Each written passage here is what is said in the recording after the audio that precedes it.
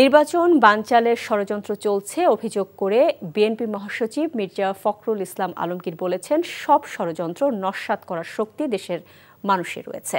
Democratic League নেতা সাইফুদ্দিন আহমেদ মনির দ্বিতীয় মৃত্যুবার্ষিকী উপলক্ষে রাজধানীর ডিআরইউ মিলনায়তনে আয়োজিত আলোচনা সভায় তিনি একথা বলেন। ফখরুল বলেন, দেশ এখন ক্রান্তিকাল অতিক্রম করছে। নির্বাচন সামনে রেখে নানামুখী ষড়যন্ত্র চলছে। তিনি জানান, জুলাই জাতীয় সনদ স্বাক্ষরে সব দল একমত হয়েছে। যেসব বিষয়ে একমত হয়নি সেগুলো নির্বাচনের সময় ইশতেহার আকারে মানুষের সামনে তুলে ধরা হবে।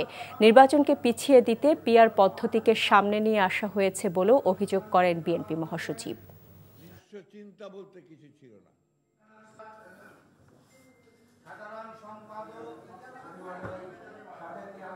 আমরা সবসময় সংস্কার পক্ষে ছিলাম, যদিও আমাদের বিরুদ্ধে প্রচুর প্রচারণা চালানো হয়েছে, এখনো হচ্ছে যে আমরা নাকি আপনারা সংস্কারের বিরুদ্ধে। এটা খুব পরিষ্কার করে বলে দিতে চাই, আপনারা জানেন যে সংস্কারের মধ্যেই বিএনপির জন্ম হয়েছে। পিআর পদ্ধতি এই দেশের মানুষ গ্রহণ করবে না। আমাদের দলের পক্ষ থেকে তো আমরা স্পষ্ট বলেছি, এখন বলছি জনগণই এই পদ্ধতি গ্রহণ করবে না।